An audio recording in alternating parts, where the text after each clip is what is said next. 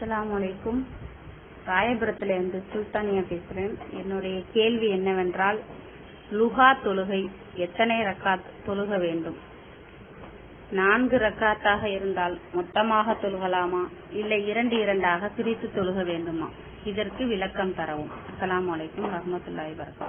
அதாவது லுஹா தொழுகை என்று ஒரு தொழுகை இருக்கிறது. கடமையான தொழுகை 5 தொழுகை போக கூடுதலாக தொழக்கூடிய சுன்னத்தான தொழுகைகள்ல லுஹாங்கிறது தொழுகை ஒரு முக்கியமான தொழுகை. இந்த தொழுகை எத்தனை ரக்காத்துன்னு முதல்ல கேட்கிறாங்க. எத்தனை ரக்காத்துன்னு கேட்டாங்கன்னா 2 ரக்காத்து தொழுவதற்கும் ஆதாரம் இருக்கிறது. புகாரியில 1981வது ஹதீஸ்ல அபூ ஹுரைரா அறிவிக்கிறாங்க, நபிகள் நாயகம் ஸல்லல்லாஹு அலைஹி வஸல்லம் அவர்கள் எனக்கு 3 விஷயங்களை வலியுறுத்தி சொன்னார்கள். ஒண்ணு என்னன்னு கேட்டா, ஒவ்வொரு மாசமும் 3 நோன்பு வைக்கணும். லுகாவுடைய 2 ரக்காத்து, தூங்குறதுக்கு முன்னாடி வித்ரு தொழுகிறது. இந்த 3 விஷயங்களையும் நபிகள் நாயகம் ஸல்லல்லாஹு அலைஹி வஸல்லம் எனக்கு வலியுறுத்தினார்கள் என்று அபூ ஹுரைரா அறிவிக்கிற செய்தி புகாரியில் 1981 இருக்கிறது. இது 2 ரக்காத்து லுகா தொழுகை என்பதற்கு ஒரு ஆதாரம். அதே மாதிரி இன்னொரு திருமதியில ஒரு ஹதீஸ், அஹ்மதுல ஹதீஸ் வருது.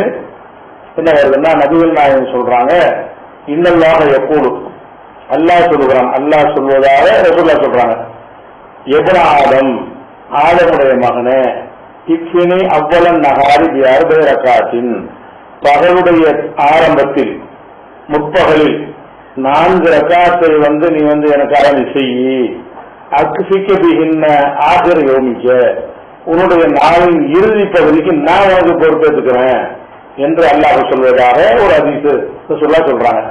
அப்ப பகல்ல முற்பகல்ல 4 ரக்காத் தொழுதா பிற்பகல் அது பிந்தி வர நேரங்கள்ல அல்லாஹ்வுடைய ஒரு சிறப்பு உதவி கிடைக்கும். இந்த வகையில வச்சு 4 தொழுதுக்கலாம். அதே மாதிரி 8 ரக்காத்து தொழுவதற்கும் சஹீஹான ஹதீஸ் இருக்கிறது. புகாரில 1103வது ஹதீஸ். அப்ப நபிகள் நாயகம் ஸல்லல்லாஹு அலைஹி வஸல்லம் அவர்கள் மக்கா வெற்றி அடைந்த ஒரு தடவை வந்தா கூட மார்க்கத்துல செய்யலாம். மற்ற மக்கா வெற்றி அடைந்த அந்த நாள்ல வீட்டுல குளித்தாங்க.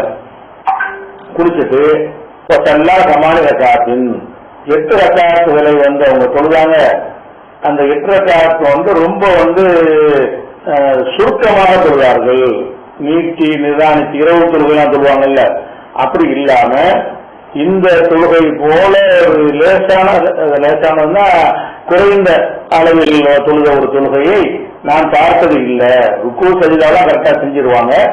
நீண்ட சூறாக்கள் ஓதுவது அப்படிலாம் இல்லாம கொஞ்சம் ஷார்ட்டா தொழுதுருக்கிறாங்க. சின்ன சூறாக்கள் ஓதுல மாதிரி சூறா ஓதி தொழுதுருப்பாங்கன்னு நினைக்கிறேன்.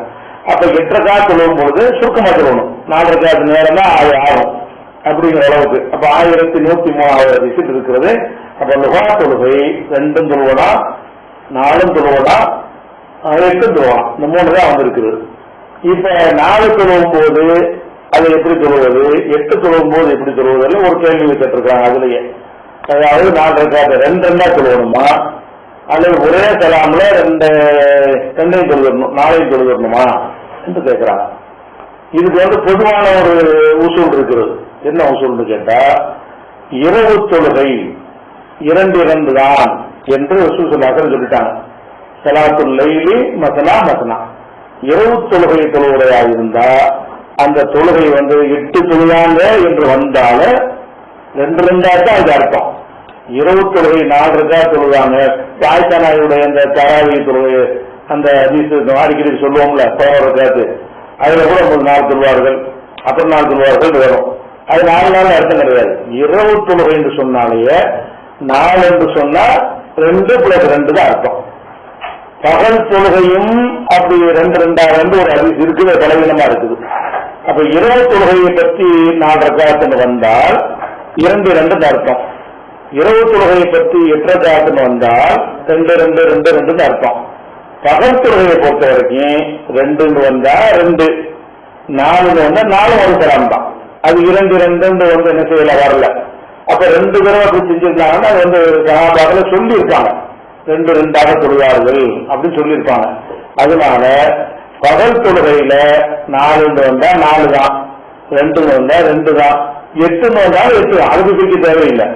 8 காட்டு என்ன செய்யலாம், ஒரே இதை தொழுது கொள்ளலாம். அது வித்தியாசமா பார்க்க தேவையில்லை. ரசூலுல்லாஹி வந்தா பிரிக்க கூடாதுங்கிற காரணத்தினால இது லுஹாங்கிறதுக்குரிய ஒரு சட்டம்.